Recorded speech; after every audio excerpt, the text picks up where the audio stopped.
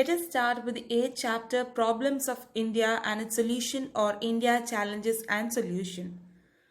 Now, in the starting of the chapter itself, we can see that external means of development have changed, but the internal means of development have more or less remained the same.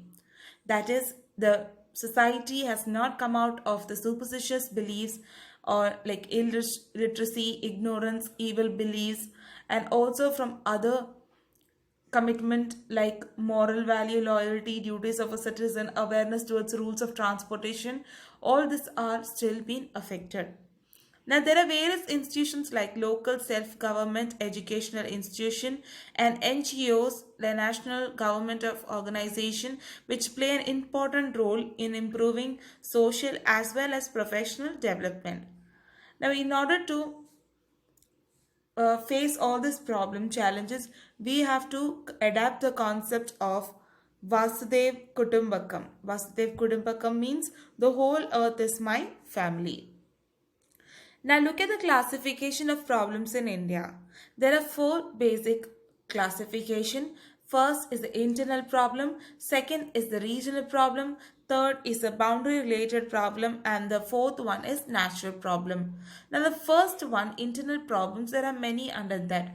Overpopulation, illiteracy, inflation, poverty, unemployment, communalism, corruption, terrorism. In regional problem, it is language, it's a dissimilarity, and regionalism. And boundary related problems till now we have not discussed. Natural problems, we have flood, famine, and all the different calamities which come under that. Now, in order to go through it, we'll see some few of the points which are discussed and which is given in elaborated form. First is overpopulation. Now, what is overpopulation? When there is an increase in population, means increase in demand for facilities and infrastructure. Now, when there is increase in population, automatically there should be increase in the resources which is available. If it is not available and the population outgrowth is more, that is called as overpopulation. Now, there was population growth is more and faster than the growth of economy. Now, there was a census taken in 2001 which had a total population of 102, but 2011 up to 121 crore it took place. Now, if you go to see, there is a difference in the graph from total of population was 102 in 2001 and then in 2011 it went up to 121 crore. Now, what is a census? Census is a 10 gap of period, 10 years gap period is called as census. Now, what are the causes of overpopulation? It is pollution, congestion in the residential areas, unemployment, corruption, terrorism. All this leads to the overpopulation. Now, the second point is illiteracy. Now, illiteracy is another biggest factor which is abstraining us from progress of our nation. Now, how did government try to eradicate illiteracy? That is a major thing which we have to see, that how did our government try to remove illiteracy? Now, they started providing free and compulsory primary education to the age group of 6 to 14 years. They also provide different scholarship, midday meals, pre-primary education, especially the girl education scheme, then Vidyadeep scheme which was put forward by them. And since 2009, right to education have been introduced and implemented. This was the measures taken by the government in order to eradicate illiteracy. Now, if you go to see the illiteracy rate,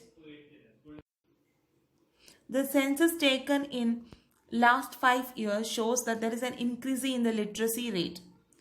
Now, next point comes under is the inflation. Now, what is inflation?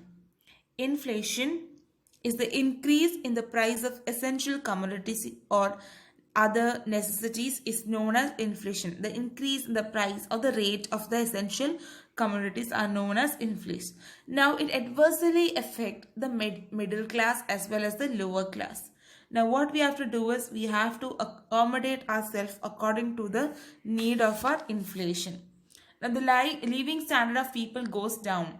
It has become difficult to fight inflation due to increase in the price of necessary commodities. Sometimes the common man has to go without it also. Now, measures are taken that corruption, keeping the stock of things in the go down, black marketing and population increase are the factors affecting inflation. The only solution to this can be the calculative and sensible living.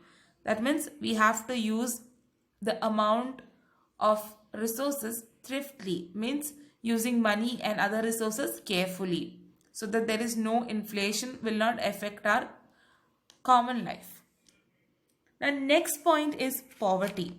Now, poverty is another most serious problem in our country. Now, many people have been deprived of basic necessities like food, clothes, shelter, and employment. Now, that term is called as poverty. So, if you go to see the percentage of people in Gujarat living below the poverty line is 14.7%. Now, how do we see the criteria, or on what basis do we say that the person is poor or they are poverty stricken? Is on the basis of purchasing capacity and level of income. They look at their purchase value and also to the level of income. That can be called as a criteria for poverty. Now, moreover, industries have developed a lot and poverty gradually reduced due to more employment opportunities. The income of people has increased due to technology and better techniques in agriculture. Now, next, another important factor is the corruption. Now, what is corruption? In the term of a layman or a common person, corruption means when we have to pay something more for such a thing which is our right to get freely. In short, the immoral and illegal behavior to errand a person in corruption. Now, giving gifts to get the work done, taking bribe or giving bribe are some form of corruption. It has become the widespread in common life. Some people add fuel to fire by undertaking corruption through immoral behavior, irresponsible act, etc. Now, corruption is the dark spot of development of a nation. Now, what are the ill effects of corruption in our society? Human rights are violated. Development of the nation is hindered. Moral values deteriorate. Inflation. Trust towards law and order is decreased. And human development and faith is also decreased because of this corruption. Now, what are the measures taken by the government? Is that government has framed certain laws in 1988 to reduce and prevent corruption. Anti-Corruption Bureau, that is the ACB, has been formed in the year 1964. What does it do? It checks and control corruption. It gives guidance to people regarding their problem. Next one is unemployment. Now, unemployment, here you can see total seats information, vacant seats and received application. Now, upper primary teacher, if you go to see the example, vacant seat is 13,000, but receiving of application goes to 1,50,000. Now, that is called as unemployment, where there is so much of people there out who are educated but they are not employed. That is called as unemployment. Now,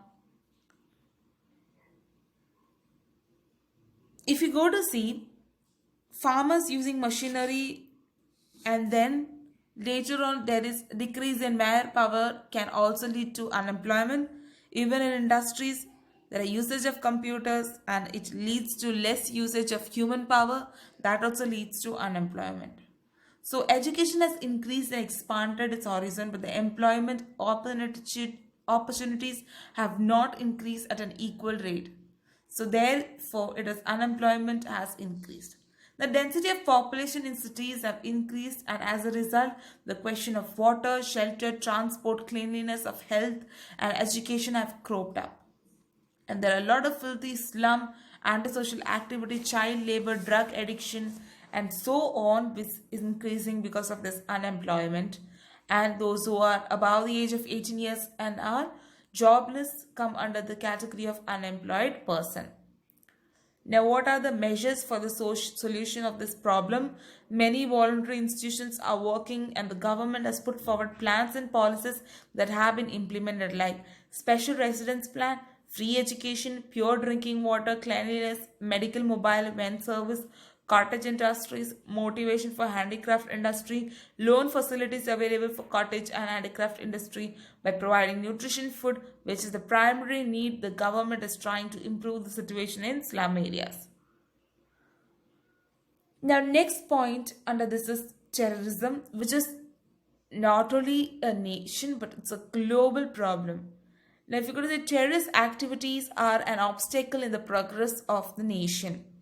It is an evil process of disrupting the peace, brotherhood, and unity of the nation. It spreads fear in people through violence and hatred. Now, the goal of the terrorism is never sacred or pure or great. It is an inhuman act done by a certain group of people in a very planned way. Now, the terrorist activity is a challenge for any government. Terrorism is planned activity done forcibly. People are targeted mercilessly anywhere. Like in the past, there was attack on Parliament, then Hotel Taj was attacked, Mumbai bomb blast, attack on Aksharadham, etc. Then no relationship, religion or language affects terrorism. Terrorists only have revenge in their minds. Now, what are the measures taken is we have to face it bravely and discard cowardice in order to face terrorism. Now, IB, the Intelligence Bureau of the nation, should be strong enough. Awareness regarding cooperation towards security forces has to be improved. People have to alert the public or crowded place. They should keep themselves away from false advertisements and rumors creating panic. Security forces should be well equipped with CCTV cameras and metal detectors. Apart from this, various other challenges faced by the nation, such as orthodox nature of people, communalism, regionalism, boundary related problems, and rehabilitation after natural disasters. Now, these and all are there, which we have to know through possible measures of this problem. Through we can see if our country is underdeveloped, developed, or developing country. So this is the points which we have to go through: unemployment, poverty, illiteracy, inflation, and corruption, unemployment, terrorism. All these factors lead to dragging our country down, which leads to still our country into developing sector. So this was the chapter all about. Thank you for listening and have a nice day.